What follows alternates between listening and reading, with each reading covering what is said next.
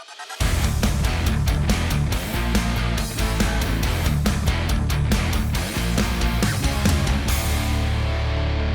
hey, everybody, it's Fit Rockstar. Welcome to another episode. Today, I have a very special guest. I'm so excited for her to be here.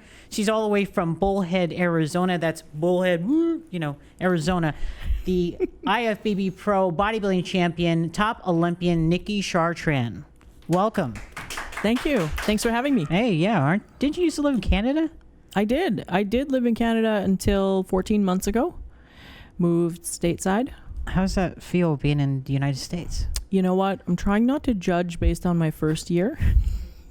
Wow. Given the situation in the world currently. But you know what? You don't have to shovel sunshine. And for that, I am happy. Yeah, but you got lots of sun here, right? No snow? No snow. Yeah, happy about that. Don't have to worry about slipping and falling or wearing a parka or shoveling snow. We're going to go into the COVID thing here in a little bit because I'm curious about how you dealt with that because you did have a big struggle. I struggled, yeah. What's on my mind right now is a fan or a couple fans say that your nickname is the Nightmare. Nightmare in a good way. All right. Like, you come, you bring it, you freaking give the nightmare. So is that your nickname? This is news to me. I hadn't heard that. Yeah. Is that no, this is really true. The Nightmare? That's it. No, that's a good thing, actually. Okay. Listen, we have Justin Rodriguez, who's the Nightmare. Okay. Let me I could digest that and go with that, work with that. What would you rather have as your nickname? Not the Nightmare. No. Queen of Conscious Fitness. Queen of Conscious Fitness. Okay. All right. And the crowd goes wild. And the crowd goes wild. All right. Queen of Conscious Fitness. Where in Canada are you from? So born and raised kind of right in the middle of the country, Winnipeg, Manitoba area. And then 7 years ago moved west to Calgary, Alberta. And lived there for 6 years and then moved down here. Oh. Now, what's the bodybuilding scene like in Canada? Is it huge? It's very strong. It's gaining in momentum, just like in other areas of the world. I guess people don't know that there is a very strong fit culture in Canada. Canada has a lot of outdoor activities. People live for the outdoors. They live for the mountains and biking and hiking. And so it's a natural transition for people to be in the gym, also working on their fitness so that they can do all these other activities that they like to do. So yeah, it's strong and it's growing and yeah, it's very popular. Well, Canada has a lot of female bodybuilding champions. Laura Benetti, Sharon Renault, Nagarita Jade, Diana Cadeau, you, and a few, Kathy LaFrancois, Laura Crevel, and so on, right? Right. And I mean, that's amazing. I love Canadians. I love Canada. I think it's a very beautiful place. And you're right. There's a lot of great things that come out of Canada. So kudos to you. Tell me about the Olympia. Now, you actually, the year before, you did the exhibition, right? Yeah. On the Olympia stage. Now, when they picked you, what was going through your mind that you were going to be presenting women's bodybuilding on the expo stage? What was going through your mind? A couple of things. So first of all, holy smokes, me. And then thank goodness this is my introduction to an Olympia stage instead of my first time being on stage there as a competitor and going to compete. There was a lot less pressure going there the first time just to do a routine. That was a routine that I could probably do in my sleep. And so being chosen to do that was a really nice way to get my foot in the door and kind of get on that stage without having all the eyes and all of the judges. And so it was a really great experience to start with and then really set me up nicely going into the Olympia the next year. Now, when you said me, does that mean like you didn't think you was worthy enough for that? Because you are. I mean, you are a champion. Like, look, when I first saw you, you became a pro in 2016, right? Yep. At the Canadian Nationals? Is that what that was? Yes, when they would give away one pro card a year in Canada. 1 year? One a year? One per year in Canada. You had to qualify for Nationals. You had to win overall at Nationals to get your pro card. Oh, my gosh. Yeah. Wow, talk about hard work. And you came in because let me see, you took a break for a while, right? Spent some, had you time, and you came back 2016, and then you won everything. Yeah, won everything. Best poser, women's heavyweight, overall, my pro card. I'm not surprised in the best poser and winning your whole show because you're good. Thank you. But then the next year you made your pro debut, right? Yes. So the feedback I got after Nationals in Canada that year was, you either have to be a lot bigger if you want to stay in women's bodybuilding, or you go to for women's physique. And so at the time, I was really intimidated by the women that I would be standing with. Why? On a pro stage. You're a tall girl. How tall are you? 5'7". Yeah.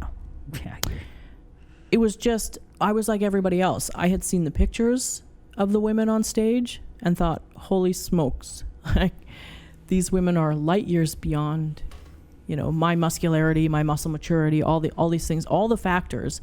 And so I made the decision to do my pro debut in women's physique, and I showed up there and looked like I could have eaten everybody for snack.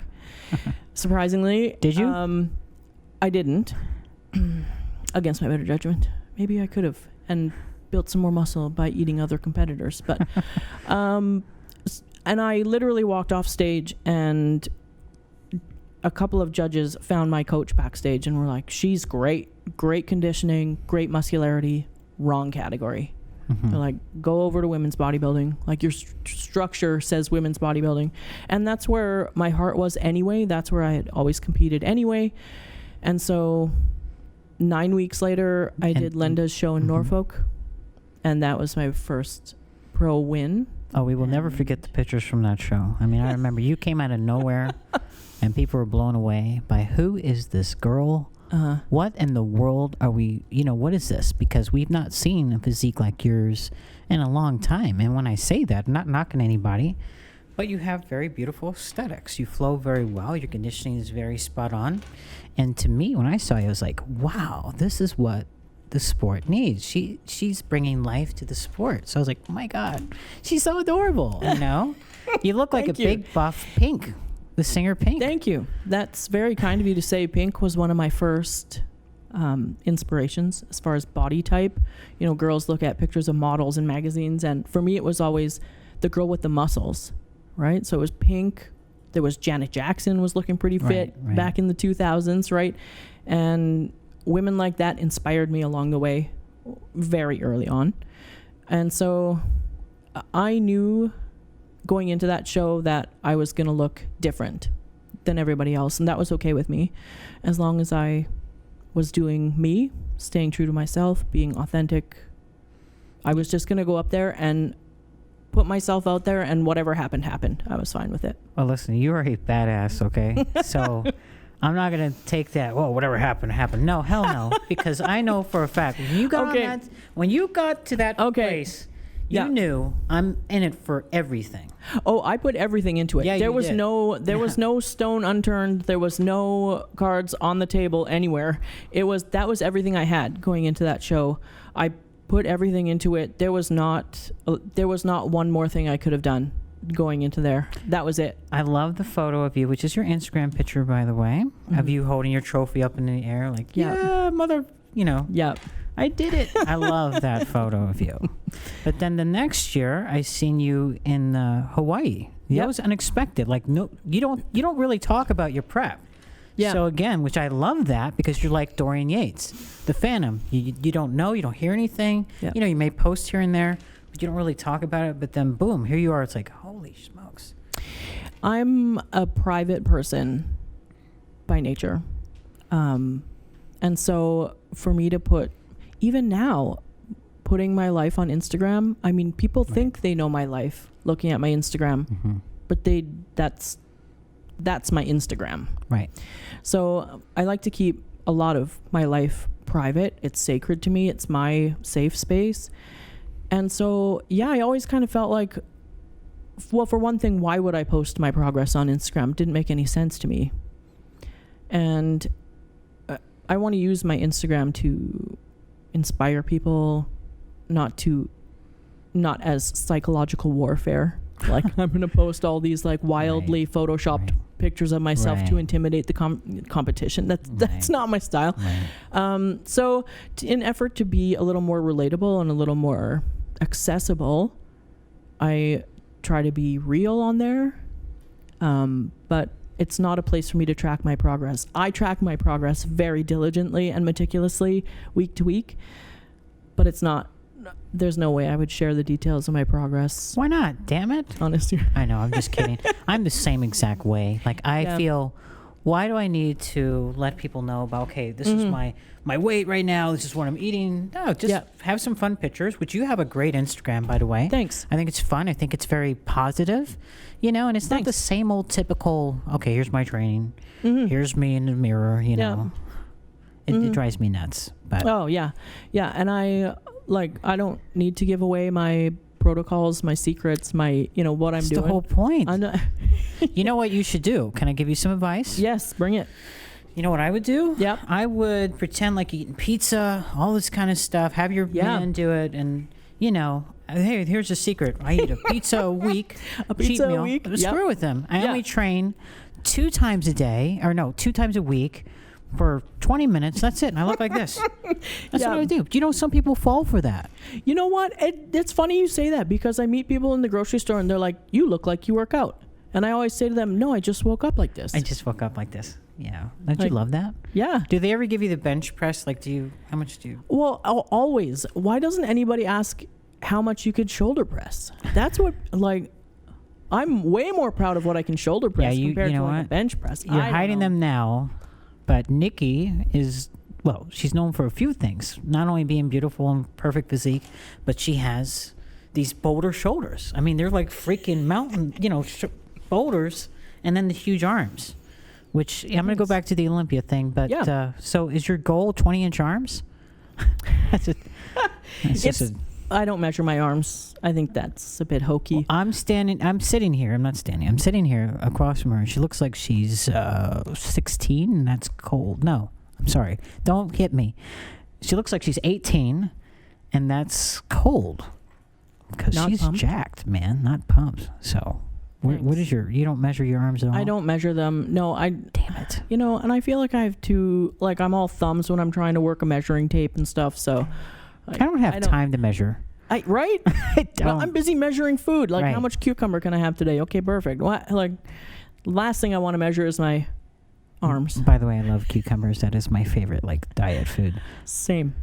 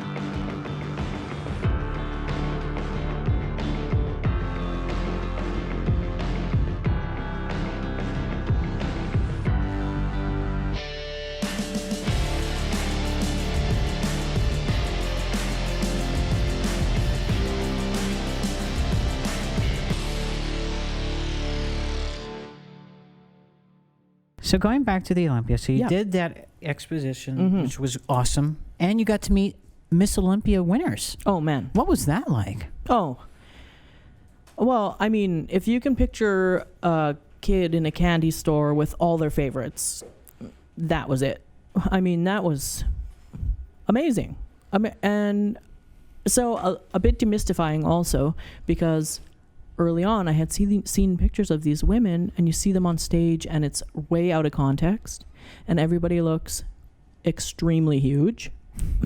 And then you find yourself standing next to these women, and it's like, okay, like when your idols become your rivals. Right. Now you've arrived, that sort of thing. It was a bit like that like these women who I thought were like 6 feet tall, and who was one that you thought was really tall? Now Kiki's tall. Yes, I thought Iris Kyle was much taller. Yeah, right. She's not. Right? Yeah, and even like Alina and Lenda, I thought these women were much taller and much bigger. Now listen, I thought everybody was way bigger than me. You're 5'7". Okay. Okay. Yes. Yeah. I'm 5'5". So you guys are giants to me. All right. That's why I wear heels. People ask, "Why do you wear heels?" Because I'm trying to fit with the giants, man. And giants in a good way, not a bad way. But the smallest one that I loved was Carla. She was just an absolute doll. Yeah. Yeah. Yeah. It was. Everybody brings something a little bit different and a little bit unique. And to see those kinds of things up close and personal was just like a childhood dream. Mm-hmm. It was awesome. Yeah, and you know what? We wouldn't have any of that if it wasn't for Jake Wood. Yes. And we wouldn't. He's fought for us. And the brilliant thing is so many of us exist in this world as muscular women. We're not exactly embraced.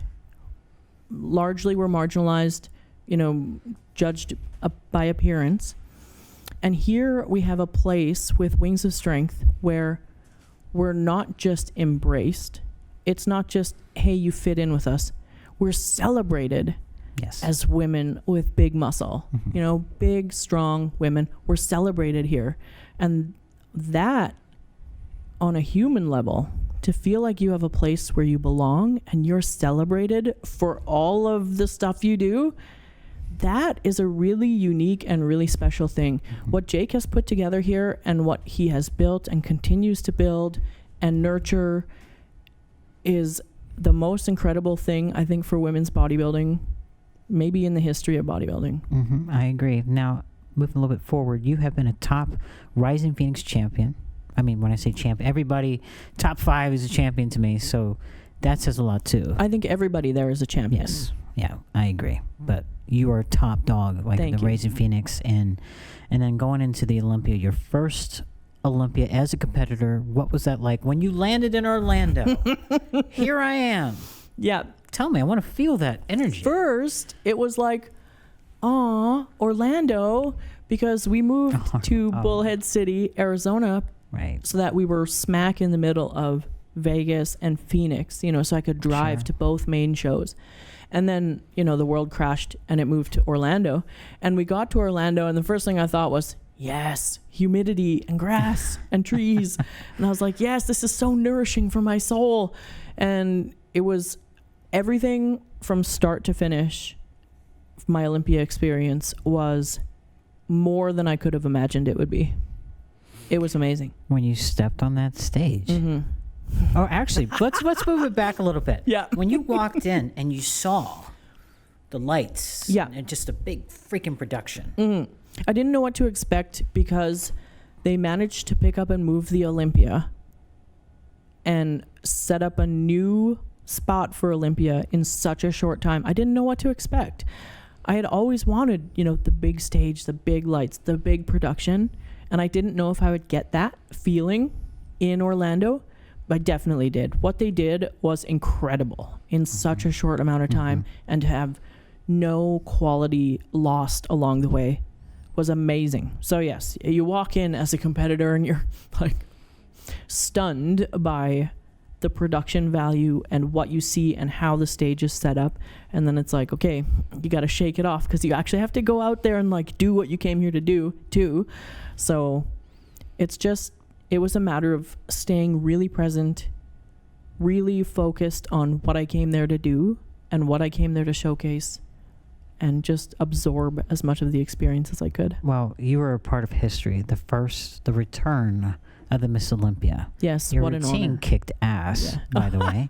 Thanks. I like the whole, that was awesome. I like that. You're always good at your posing. So here's the thing with the routine. Do not tell me you wing it like the day of. I wish I could. Okay, so good. that has been my dream for the last few years. I keep saying to my husband, I'm just going to get up there and wing it. And he says, you absolutely will not just get up there and wing it. So I do spend time practicing. I always have an idea in my head of what I want it to look like. But above all, I want the entertainment value to be there. I don't want to be lost among a crowd of routines or it's just like the same rock song and the same back double bicep. You know, I want some flavor. I want a little bit of flair. And that's when I release my inner rock star and just like go out there and have fun. And your inner rock star. Listen, girl, you're a badass rock star inside out, you know, seriously. Thanks. But when you prepare for the Olympia, I know you went through some difficult times. Yep. You know, with COVID. Yep. And you just moved to the U.S. Yep. And everything shut down in Phoenix, or Arizona, sorry. How did you cope with that? What happened? I didn't cope with it very well at all. I had never been so isolated before in my life. I didn't know what that felt like. I didn't know what it felt like to be so removed from my family. Yes, I lived in Canada, a 12-hour drive away from most of my family, but they were still, I could still drive to them. Like, we were still seeing our family every 6-8 weeks.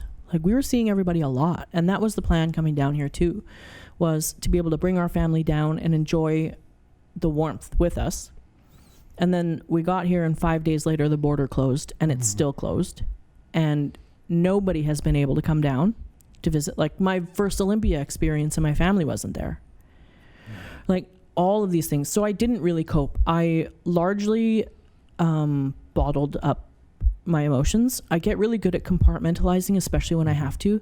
Prep starts, emotions go in a bottle and they hit the back seat, and I deal with it when I can, which was a really dangerous thing to do, because then going into such a, here you go, making me reminisce about it. So then you go into such a big thing, like a lifelong dream,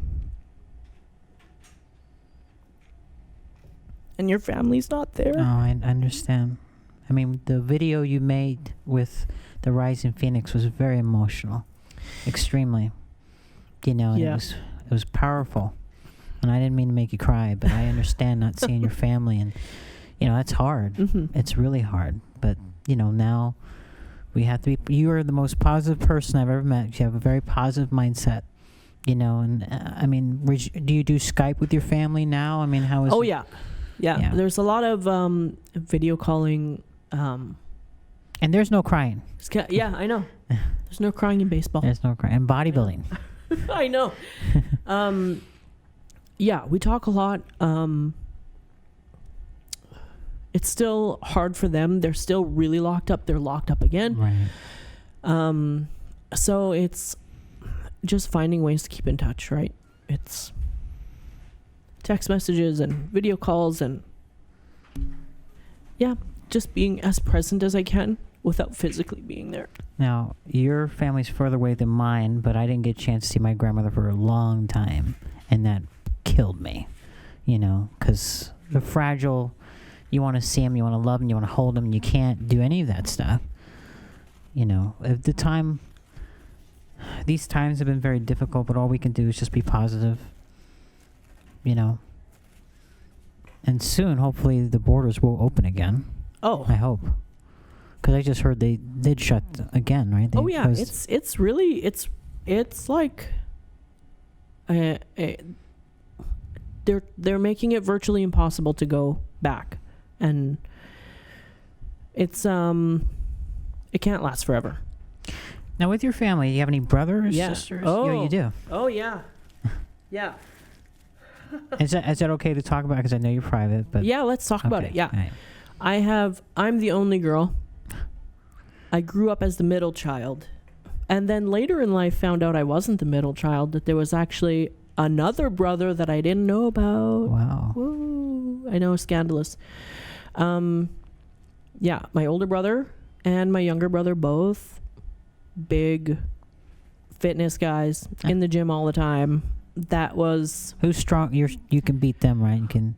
You're stronger than them? Yes. Okay. Well, no, actually, they're pretty big and they're pretty Do they strong. compete or no? They don't compete. They don't I'm compete. trying to convince my younger brother to compete because he would really be dangerous in the classic physique category. Nice. Yeah. I love that category. Yeah. That and fitness, and of course bodybuilding, women's bodybuilding. Mm-hmm. Yeah. So my brothers that I grew up with are very fit, very strong, were in the gym before me. And then I was like, hey, I want to go to the gym too. And so, yeah, my older brother's a police officer in the small town that I grew up in. Okay. He has his family there. I was an auntie for the first time because of him. Congratulations. Thank you. And it's interesting now because my nephews are now old enough to follow me on social media. So I don't know whether that makes me feel old or really like motivated to be my best self, to make sure that they see the best side, the best version. And my younger brother is just about to get his journeyman ticket as a lineman in Calgary. Wow. Yep. Great for him. He has a wife and 2 kids also. And I have a half brother who's older than all of us that we didn't know about until just 2 years ago. So that had to be very emotional. That was a really interesting journey. Actually, we grew up, we're a Mennonite family. We grew up in a Mennonite town, and things like that were a bit taboo. And so to find out 40 years later that this guy exists, it's like, oh man, well, all this time we could have spent getting to know each other. Yeah. This was like a DNA test done or something, or no? It's it was much more grassroots than that. It was a matter of, I got it. Like my mom texted me and was like, "Where are you?" I'm on my way home from the gym. What? She's like, "You need to go to your brother's house. We need to video chat." I'm thinking, "Oh God, who died?" Video chat. Like, what is going on? So we video chat my parents, and they're like, "You better sit down." And we're like, "What is going on here?" I'm sitting there with my brother, and my mom was like, back when your dad was a teenager, these things happened. He had a girlfriend, they had a baby, and they were young, and they put this baby up for adoption. And we were like, okay, well, what now? Like, what's... And she was like, well, he has found his birth family, and he found us, and we thought it was important that you know. And so it's been an interesting journey getting to know him, and kind of divine timing also, because we met him, got to know him, and 6 months later he started having heart issues. Oh, sorry. And it's the craziest thing. And I messaged him and I said, did you know that heart disease runs in our family? And so it was interesting timing for him to learn about all of his medical history kind of right as these things were happening to him. So it's been an interesting couple of years family-wise. He's okay? He had a really big heart event right before we moved down here, about 6 weeks before we moved down, of course, where his wife actually resuscitated him and brought him back. Wow. So he's been recovering from that. It's been a long recovery. But he has 2 young kids also, more nephews. That seems to be a theme in the family. Everybody has boys, but... You're the strong one in the family. Yeah, right? Well, everybody's pretty strong. I get my strength from somewhere. It's got to be from them. So how did you get into the whole bodybuilding thing? Well... It's not your brothers. So, not my brothers, no. They were already going to the gym. I had a coworker that wanted to start going to the gym to lose weight. And I thought, okay, I'll go with you. We started going to fitness classes. 3 weeks later, she was disinterested. It was too hard. And I loved it. And I stayed. And hated doing cardio, so what was the other thing you do? You lift weights. And my body responded really quickly, and it was a slippery slope. As a matter of fact, my Nico probably can't get this picture, but yeah, I actually do. I was stalking you on Instagram. Yes. Oh, yes. I think I found it on the internet somehow, but I did find a picture of you. There's a lot of things on the internet that's you'd be amazed what's out there. You put things out there, they're out there forever. I don't know if you can see this or not, but this little picture of you. Oh, that gem. Yeah, that little gem, right? That was the very first year I competed. 2010, 2010. So, you got some serious muscles. It came quickly, those first few pounds. Mm-hmm. So now look at you. You're a big muscle machine, lean and mean. But here is something else that a lot of people don't know about Nicki. Mm-hmm. That I was surprised, because this is something that I admire. You're a sign language interpreter. Yep. ASL English interpreter. Yep. Oh my gosh. Yeah. 4 years of university, 4 years of college, 4 years of practical. I'm an interpreter. How did you get involved in that? What made you want to do So sign I language? think it's a really natural thing for someone like me to want to do. I've always loved things that I can use my body to do. So I love to dance. You'd be like, I work at these booths, and you'd be hard pressed to find me not grooving. Look, when I pulled up today, I'm pulling up. I'm seeing this car next to me. I'm pulling up. I'm looking over. I'm seeing this girl dancing in the car, and I'm like, wow, okay, right on. Yep, spreading joy, dancing in my car. Yeah, I love to dance. I love anything that involves like using my body in some way, dancing, bodybuilding, and so American Sign Language just seemed like a natural language to try to pick up. It started as a hobby. I loved it, loved the people. I was received really warmly and thought, yeah, I could do this for a career. So remind me, how do you say how are you? It's okay, so there you go. Yeah. No, Nico, that's not how you say how are you. I'm gonna do this finger, but he was using the middle finger, so he's an evil man. Anyway, moving on. Nico had to ruin it for everybody. That's I respect that. I admire that. I bet you, because Thanks, yeah.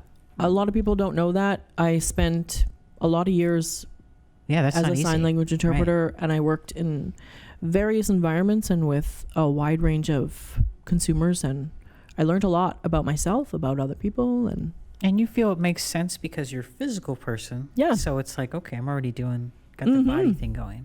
Mm-hmm. And then when you do the sign language, they're not really reading your hand. They're looking at your facial expression. You right? always look at someone's face. Yeah.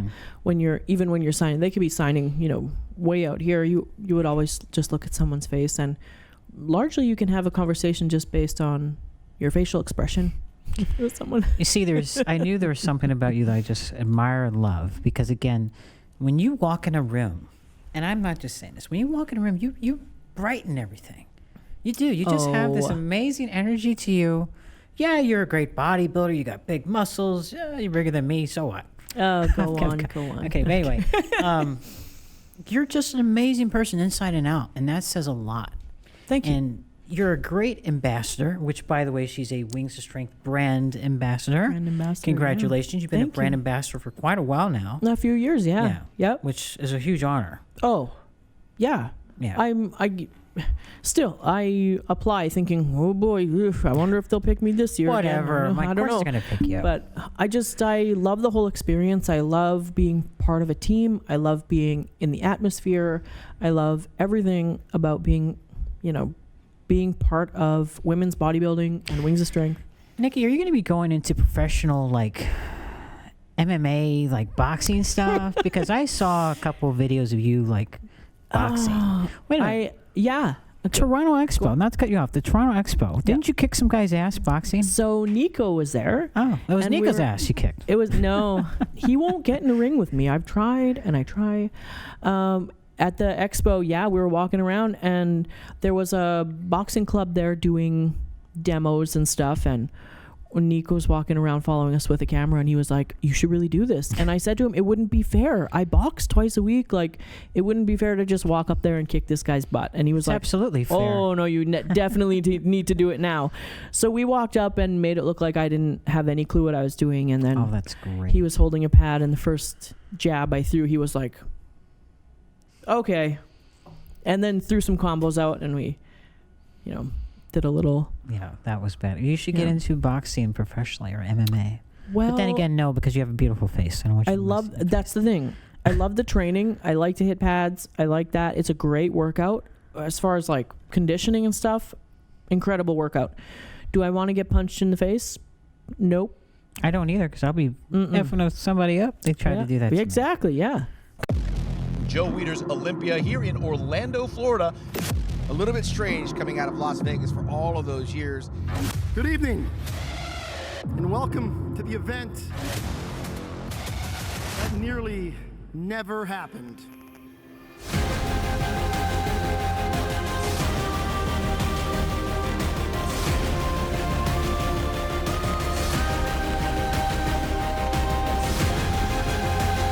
There's been an absence of a particular group of people on this stage that are back tonight. Tonight I'm here to say, welcome back to Miss Olympia.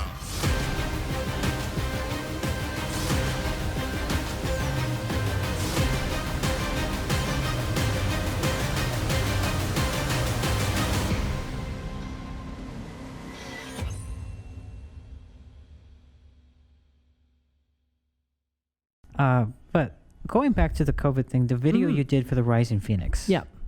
What inspired you to do that? Just because of what you went through the whole year? I went back and forth a little bit. So I don't try to be so raw or so... it felt really...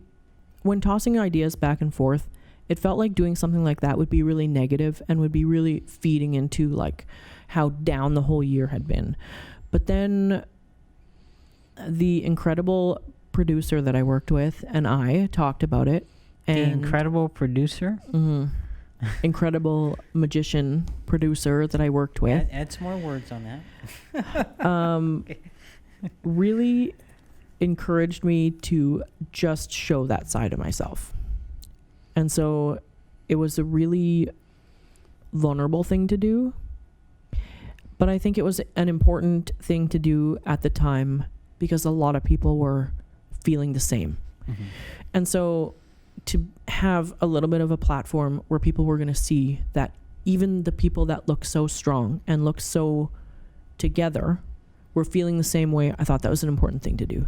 In the audience, I was in the audience, and as your video is playing, I'm looking around. Everybody's going crazy for your video because it really hits you so hard, and it sends a strong message. So congratulations. I know you won the award. I did. Yep. Yeah. I mean, there you go. It was a very powerful video. So thank you. Yeah. So whoever your producer is did an amazing. You and them did an amazing job. Wink, wink. Yeah. Wink, wink. Nudge, nudge. Moving on, I want to go because I know we don't have much time. I'm going to be yelled at here in a minute, but I want to read a quote to you. Yeah. I want you to tell me about it. Ready to kick next week's ass. Very similar to how I owned last week. Who said that? That sounds vaguely familiar. Did I say that? You I said that. Yeah. So I thought it was interesting that a fan of yours made a quote that you said along with your picture in the back of his phone case. I like that because it was very inspiring. That, you know, and again, you inspire people. You just have this you're refreshing breath air, you know what I mean? Like you just have this thing about you. Thank you. Know? So I wanted to read that to you because I want to know about your mindset. I saw that and I was pretty flattered by that. But it also says to me that it's getting across. Like the thing that I am trying to show people, tell people what I'm trying to get across is getting through. So that was what are you trying to get across? That you are capable of whatever you want to do, regardless of fitness, regardless of whether it's fitness or weight loss or whatever. If you're whatever goal you have, you can do it, and you have no idea what your potential is. No, in this current time. No, I'm not being negative. Me, Miss Sunshine, not being negative, but a lot of people are giving up. Yep. And they're being lazy. Yep. And I'm just saying that. So what can we do to lift their spirits? What kind of tips would you give to someone who needs to build a strong mindset, to be positive? What would you say to them? Behave your way to success. behave in the way that gets you where you want to go. So if you want to be happier, sitting on the couch, eating chips, getting fat isn't making you happier. You need to get up off that couch and do something. You need to do the stuff that gets you where you want to go. You want to be happy? Do things that make you happy. Mm-hmm. You want to be more fit? You have to do things that get you into better shape. Mm-hmm. You have to behave your way to success. There's something you said. I think I'm not like you 100%, but I have a same. I think you're a lot like me. I have the same mindset with some things, and I agree with what you said in an interview, where whatever you're thinking, whatever your energy you're putting out there, your body responds to that, and it really does. Mm-hmm. Yeah. If you're in a bad mood, your body's just going to be. Mm-hmm. When you're, yes. You obviously, that's why when I look at you, you're strong, powerful, because you just have this positive, great mindset. And I admire you for what you said earlier about your emotions. You shut off your emotions when you start contest prep. Yeah. That is very difficult for a lot of people to do. Mm-hmm. And it's a very dangerous thing to do, because when you compartmentalize, you put these emotions on the back burner, sometimes they bubble up and come out at inappropriate times. And so you either have to have a stranglehold on them and make sure they're staying where they are, or you do the more emotionally healthy thing to do, and it's deal with them and move forward. So if you're back to what you were saying about the mind creates the environment, I truly believe that. If you're going into a workout and you're down and you're not wanting to be there, you're not happy about it, your workout is not going to be effective. If you're eating food and you hate it, and I hate this food and it tastes of that, well, your body isn't going to respond the same way to that food. You got to go into it like, this is helping me be the best I can be. This is helping me achieve my goals. This is helping me get where I want to go. That sort of basis, that mindset allows your body to respond in an appropriate fashion and give you the result that you want to see. I got one for you. Go. Female bodybuilder. Yep. Okay. Tells me, I don't like working out. Mm-hmm. Do you get what I'm saying? Like cardio, we don't like cardio, but we don't do like it. cardio. But telling me you don't work out, you don't like working out? Who thinks like that? Just quit the sport. Get out. Yeah, you're in the wrong Stop. sport. You're in the wrong sport. This is not a contest of who can suffer more. She was so negative. Yeah, are you in a suffering contest or are you in a bodybuilding contest? Let's Come put it on. this way. She finally got out. Good. Too late. Too late. Like, what are you wasting your time for? Just suffering, just hating your life. Ugh. Yeah. But speaking of, Nikki, what can we do to bring more female bodybuilders involved in the sport? Well, I think it's a great thing that we're back on the Olympia stage. I think women weren't getting involved in women's bodybuilding because every bodybuilder wants to go to the Olympia. Right. We're back there now. That's going to inspire a whole new crop of women to embrace the heavyweights and get on stage at the Olympia. We need to embrace the heavyweights. Listen, we need to, I'm not saying this out of disrespect because, I agree with you. Everybody's the champion. Actually, John Lindsay used to own all the muscle contests. Would always say, everyone is a champion, and they are. But in saying that, I want to see some new faces. Yeah, me too. I think we just have to go back down to a grassroots level, like the Valley of the Sun championships that we just had. Recently in Phoenix. We had a few new bodybuilding women there. They look really good. They looked really good. And we need to keep doing that. We need to keep nurturing female bodybuilders right from the start. Instead of trying to recruit out of other categories, like, oh, you're a little too big for women's physique. Come over to women's bodybuilding. How about we try to grow some really authentic female bodybuilders right from the ground up? Like, let's try to do that. That's where I think is an opportunity for us. Nikki, what is your plans this year? I don't mean you don't need to tell me like the prep wise, but I mean, what's your goal? What's your ultimate goal? So the goal is go back to Linda's show in Norfolk, Virginia. Oh. All right. Yeah. Damn. I wasn't expecting that, but okay. Yep. Going back to Linda's show, gonna see what kind of damage I can do there. And definitely could do damage. Hopefully secure an invitation to Rising Phoenix, which is now invitational. I'm sure you will. Then that's nice that it's invitational. It's nice that it's invitational. I don't think anybody's just compete in it. Not for everything that's on the line. Yeah, absolutely. So hopefully secure an invitation to that, and then find my way to the O stage. Oh, Nicki, I'm just going to make a prediction here. Again, once, the first time I saw you, I said, this girl's something special that the sport needs. You're definitely a top 5 Olympian, hands down. Would it be cool? The ultimate goal would be to see you as a Miss Olympia.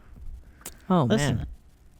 It's anyone's game. Listen, I don't care. I'm just saying, it is anyone's game. Yep.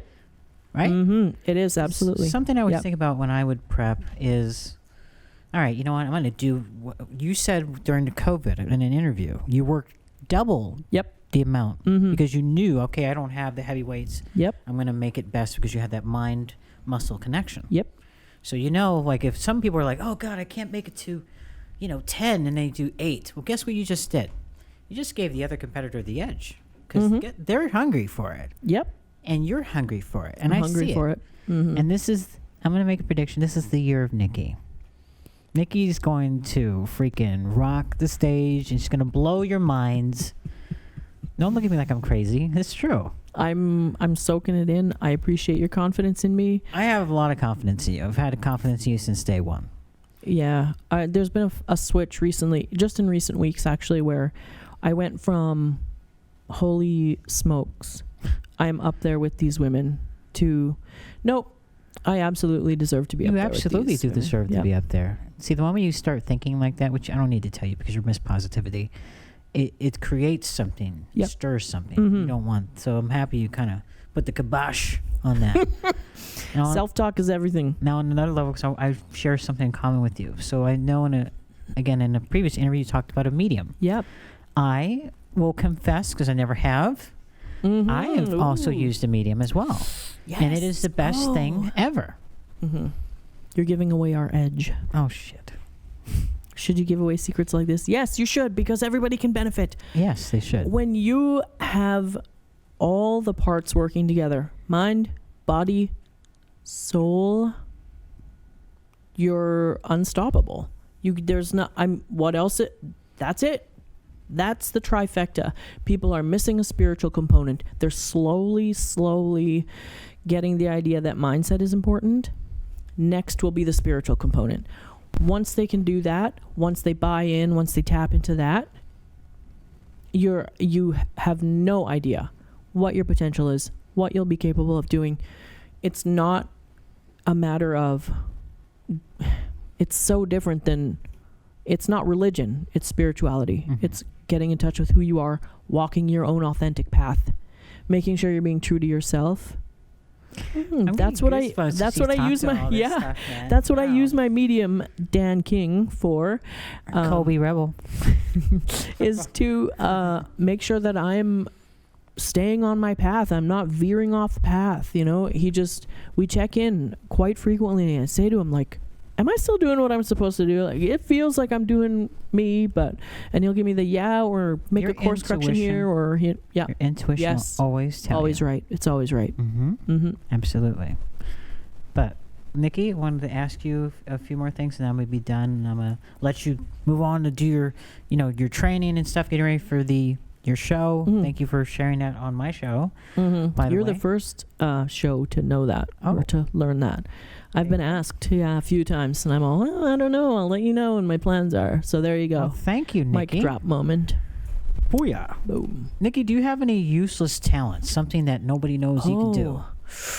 Useless talents. Oh, I don't know. I try to be really purposeful and meaningful in my life. So useless talents. I don't know. What do I do? Come on, you gotta have something. Something that you can do that. Useless talents. Well, this is if interesting. I have the Jeopardy music. You're putting me on the spot. All right, yeah. We'll move on. You can't even give me something. Well, just one thing. I like to garden. I know you like, but is that a useless talent? I don't know. I feel like that's So you have a green beneficial to thumb. my mental health. Yeah. I have a black thumb. You kill everything? No, I don't try to. I just just happens. Yeah. I mean, I've never tried to really grow stuff and plant, but what's your favorite flower? Probably hibiscus. Okay. I like gardenias. Yeah. Yeah. They smell really good. Yes. Do you have any sponsors, or do you want to say anything to your fans and family out there? I just want to thank the fans for your engagement on social media and your support, especially over the last year. It's been really, really great. My family, you're always there for me. I love that about you, even though, I know I'm out there and you don't get it sometimes, and I look like a weirdo to you guys, but you're always there and you always love me, and I appreciate that. And being a brand ambassador with Wings of Strength this year, that is such a blessing to my life, especially in this time right now where it still allows me the opportunity to get together with my people and feed my soul and do things that really make me feel alive. I really appreciate that a lot. You're such a boss, babe. Seriously. I'm being dead serious. You really are. I could sit here all day while you pump my tires. Can we just keep this going for a few more hours? Absolutely. Absolutely. Nicki, but do you, besides the bodybuilding for this year, do you have any other goals? And then So, although I do have some goals, some of them are business related. My online coaching business has taken a real turn from fitness coaching into more of a lifestyle, life coaching type area or arena, which is kind of new for me, but I'm really enjoying it. It's really feeding me in a new way and challenging me in a new way. So a lot of my focus has been on my business recently, and then making sure that I'm absorbing everything that Arizona has to offer me. Even though I have felt a little bit removed and a little bit isolated, I'm grateful for the experiences that I'm having, and I want to make sure that I still am very aware and very mindful of what's around me, what's going on, and making sure that I just really hone in on the practices that have brought me success to this point. So if people want to work with you, how do they get a hold of you? Or the best way to do it is Instagram. Yeah, send me a direct message. Let me know you're interested in training, interested in coaching, and what's your handle on Instagram? It's IFBB Pro Nicki. Mark it down. And the last thing I'm going to ask you is, go. I can't stop looking at this mind spirit on your forearms. What is that? Strong body, mind, spirit.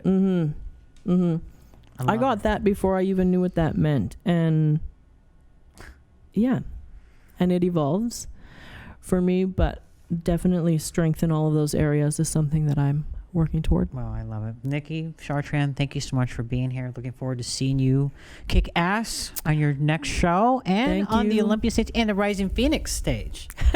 Thank you. Till next Thank you for your predictions. Thanks for having me. Listen, I make accurate predictions.